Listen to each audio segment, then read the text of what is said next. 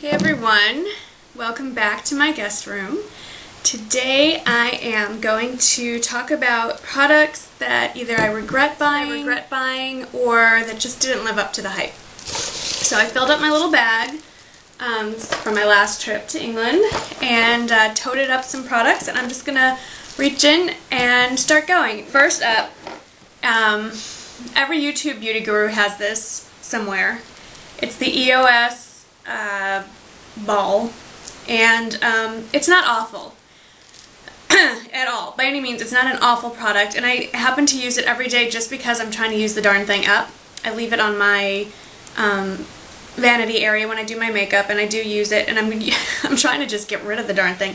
You know, you open it up, and it has this thing filled with lip balm. It smells really good, I will say that for it. I love the smell. This is the summer fruit, and the packaging is very cute.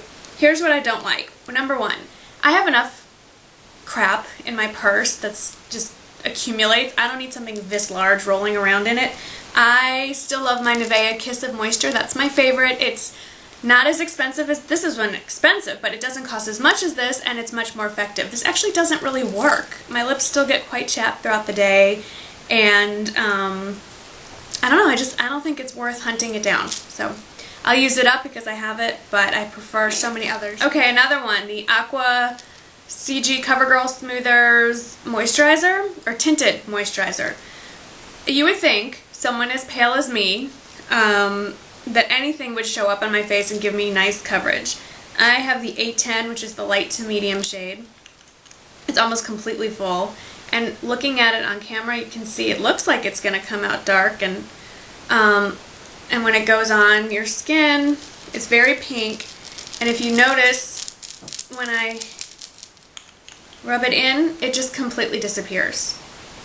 It doesn't, I guess maybe I'm looking for a little more coverage. So if you just want to moisturize with the tiniest bit of color, my recommendation is to just use your everyday favorite moisturizer with a couple drops of your foundation, and you'll get, I think, a better match than this. So this was a no-go for me.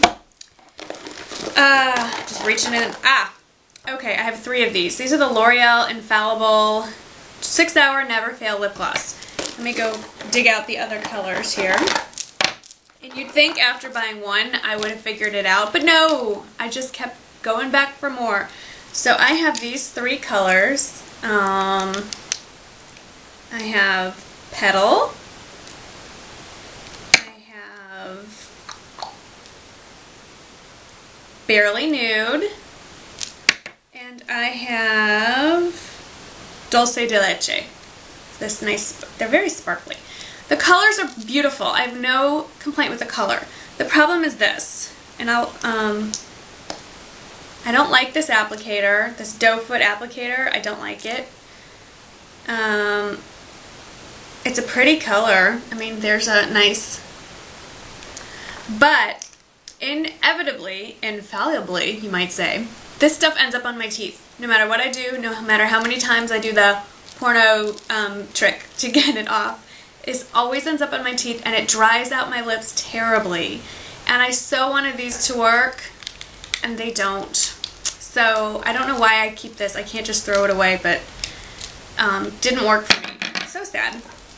On the lip gloss thing, this was recommended by Sarah Dunn1, this Bonnabelle Lip Lights, and again, this is a cappuccino color and smell. I love the smell. I mean, it smells like very sugared up coffee, and the color is just, there's no color. I mean, you might as well just use clear lip gel. I'm trying to load it up so you can kind of see. I mean, there's no point to this at all. There's none. So, bye-bye.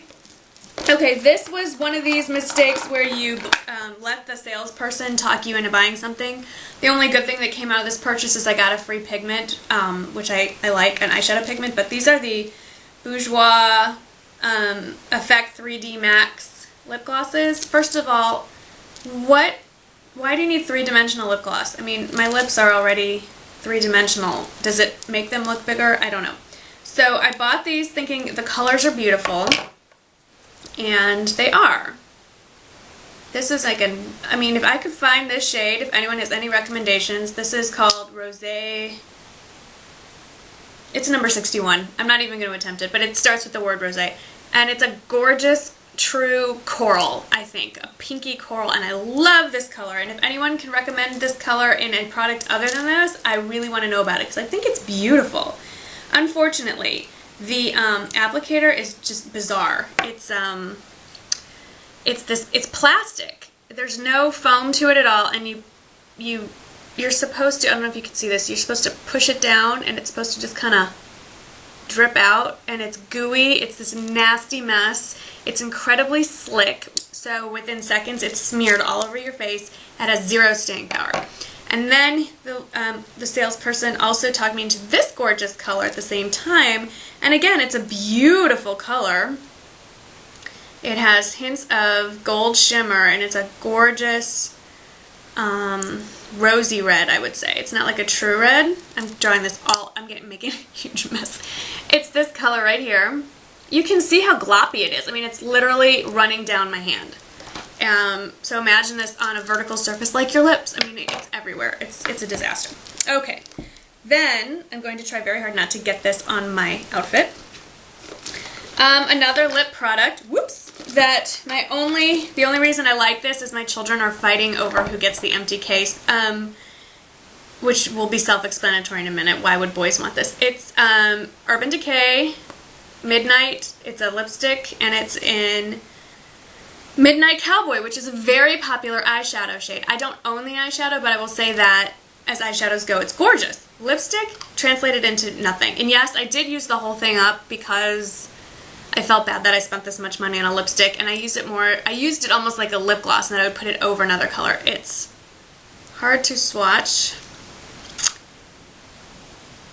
because, again, it's one of those, if you can see it shimmer, I don't know if you can. There's no color payoff. That's what it looks like in the tube. There's no color payoff at all.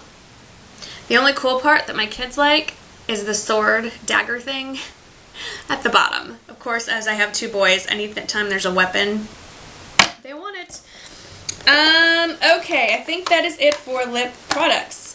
What's left in my goodie bag? Yes, Maybelline Mineral Power Illuminator. Right when the whole highlighting craze started, maybe a year and a half ago for me, I thought, oh, cool, this looks neat, and I ran out and found anything I could find in the drugstore that had the word illuminator in it, and so I saw this Mineral Power Illuminator by Maybelline. That's how it looks on the back. And I got it in the nude color. And it is basically, you can see, it's like glitter. It is like glitter on your face. I mean, there's illuminating and highlighting, and then there's disco ball, strobe light, scare the children. If you wanted to be a Twilight character for Halloween, I recommend picking this up. It's, I will find a spot on my hand that's not covered in goop. I mean, look at that. Can you see that? That is scary. And that ends up everywhere. And it ends up in your eyes. It'll irritate your contacts. I mean, it's a disaster. It's making me want to sneeze right now. So, that was a no-go. I still don't know. I think I keep these things in case there's a Halloween or costume thing that might come up. Okay, on to more serious things. This is a regret only because this is the world's most duped blush. And it's the NARS blush. Yes, mine is filthy. The NARS blush in Orgasm. And it's a beautiful color. This is not why I regret buying it. Everybody's seen it. It looks like that. It's like a coral peach, universally flattering color. And although mine, I will say, it's hard to get out of the, it's packed really densely, and it's not a soft blush. I mean, can you hear this? It's, I don't know, it's very hard, and it doesn't come off as easily, and the reason why I regret buying this is this was, I think, $25, and I have at least two other drugstore blushes, namely, the one that comes to mind is the Eyes, Lips, Face Contouring Duo. It's a dead-on for this, and it was $3. And it came with a contour color, so technically it was $1.50. So, my only regret is because you can get this in so many other variations cheaper. $25 to me, that's a lot of makeup I could have bought that I liked. Two more expensive things that I hate. Again, My biggest advice is buy what you know that you want. Don't let a salesperson talk you into something. So I wanted that smooth, poreless foundation look, which I can achieve with my Estee Lauder and a beauty blender. But I let the makeup artist, or salesperson I really should say, at Ulta talk me into this Napoleon Perdis China doll. It's called Porcelain Skin Like a Living Doll. This stuff is like paste for your face. There's a tiny bit, I mean look at, that's liquid. That's their idea of liquid. This stuff is mega thick. And there you go. And too white, clearly, even for me. Even with blending. I mean, it's like pancake makeup. It is thick. So if that's your goal, is to look like you've been, oh, what's the word I'm looking for? Turned into a plastic person. If you're looking for the mannequin look, it's great, but this was a little much for me. I would have appreciated them just showing me a better technique on how to apply the foundation and steered me towards a more normal, I guess, look. Another expensive regret, the MAC Studio Tech. This is in an NC15, and again, you're going to say, but you used it all up. Well, of course I used it all up. This stuff is expensive. And I did try every which way to get it to work for me. I have very dry skin, so this was a big mistake. It just got very cakey. I tried brushes, sponges, wet sponges. The wet sponge was definitely the easiest way. I mean, look, I have used it all up, and I will be bringing it back to MAC so that I can get, you know, the free lip gloss or whatever. But it just didn't work for me. It may work great for people with oily skin or different skin than mine, but at the time I had very dry, flaky skin, and this was just a disaster. So yes, I did use it all up, and it came with another compartment to keep the sponge in, and I think that just adds to it drying up the product faster. So that's sad. Then my last regret is, it's not a huge regret. I mean, I paid, what, $3 for this, but it's the CoverGirl Quad in Urban Basics. And I know I've heard from one viewer that loves this, and I'm happy for you, and I'm sad for me because I wanted to love it. It's these colors, which you would think, I mean, they're all beautiful colors, and I was coming off my shimmering sands, and I really love the shimmering sands trio, so I was hoping this would turn out just like it. The problem is there's zero color payoff. I'll swatch this one. I mean, I'm really rubbing. And there it is with a lot of rubbing. But if you're using just a regular brush, by the time you dab it on, there's almost nothing there. This is even worse. It's just very chalky and chunky. Maybe I got a bad one. This color's not so bad. But I had hoped that this was going to turn into a quad that I used every day, that I would get a lot of use out of, and I've tried using it a few more times with different primers and everything. That's just too much work for a $3 quad. If it's not working, I just have to accept it. So that's my little collection of products that either I regret buying or just didn't work out the way I'd hoped. It's not the end of the world, but, you know, even if it's only a couple of dollars, when you buy it, you're excited, you want it to be fun and something to play with, and when it doesn't turn out, you're just a little bit sad. I hope everybody's having a wonderful, what is today? Thursday. Happy Veterans Day. Go out and hug a veteran. I'm going to go hug mine tonight, and I'll see y'all soon. Thanks for watching. Bye-bye.